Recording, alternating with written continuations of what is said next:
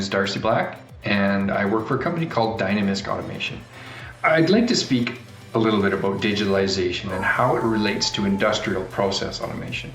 I have had a few conversations around digitalization, and I find that information in white pages and online can be very specific and quite technical. So in this discussion, I want to give some of my take on the potentials of digitalization and where we can benefit in the process automation landscape from a very high level. I intend to make this a series of videos, each a few minutes, and covering a simple process automation and digitalization concepts. I'll try not to get too deep into one specific technology or one specific system. Instead, I want to draw a picture of the base technology, base instrumentation leading to basic process controls, then to data flow management and data management in OT systems and how we can tie that process information into business systems to help make business decisions. Not to mention how we can improve on the use of process information to help operations control the process. I think that as we work through digitalization efforts in the OT world, we can set ourselves up for success when artificial intelligence and machine learning become more prevalent.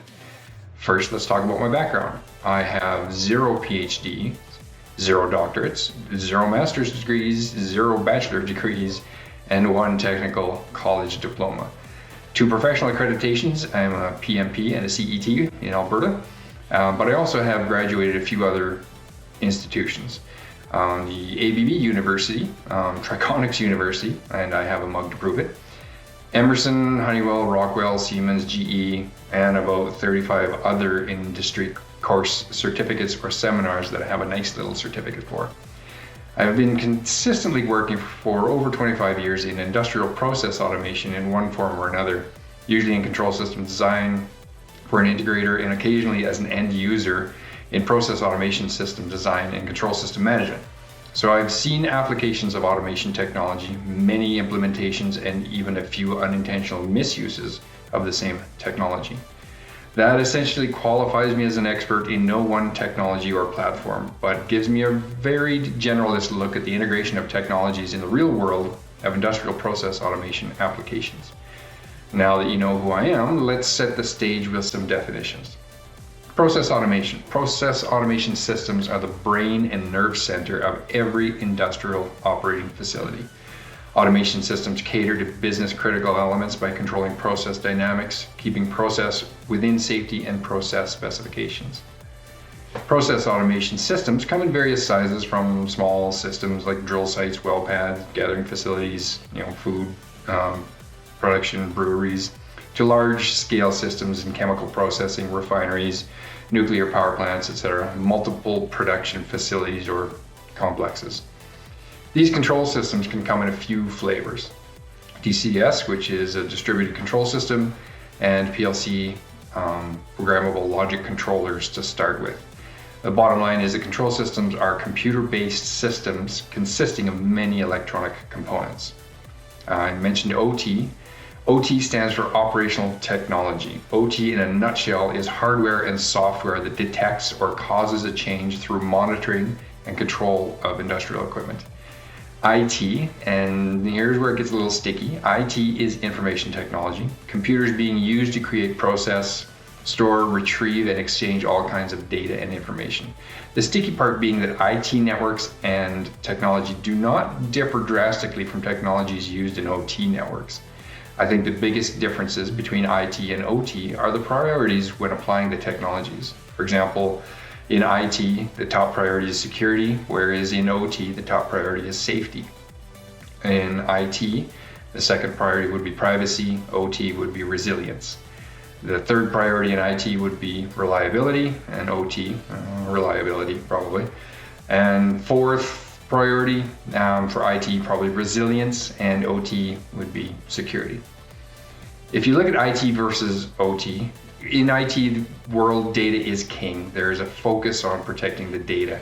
Network patches can be scheduled on a weekend. Confidentiality is priority number 1. Use of latest technology, and if a communication path is lost, some data will not be available until the path is fixed. In the OT world, process is king. The focus is on mission critical assets and control systems. Network patches cannot be scheduled until the next process shutdown. Safety and control are priorities. If it works, who cares how old it is? Many obsolete systems exist within OT. If a communication path is lost, consequences can be massive. Loss of production, plant shutdown, process upsets, etc., etc. The IT world occasionally looks at how slowly the OT world moves and wonders why OT is so slow to change. These priorities are the reasons. Safety and integrity of the OT systems are paramount. In OT systems, to help maintain the requirement of availability and integrity, we add layers of policies, procedures, and systems. Plant management of change processes, for example, or permitting practices to ensure work is understood before being done. Finally, digitalization. Digitalization is the use of digital technologies to change how a business operates, whether that's through business model changes, information flow, usage of information, or even processing of metrics. Not to be confused with digitization. Digitization is the process of converting information into a digital format. I once heard it described as digitalization is how we manage information, and digitization is a document scanner. Anyway, now that we just said that process automation is controlled by computer-based systems, hasn't the digitalization revolution already happened in process automation? Maybe a few years ago when we upgraded control systems from pneumatics to electronics, well, sort of, but we certainly have room for improvement. Process automation is largely electronic now by using CPU-based DCS, PLC, and SCADA systems.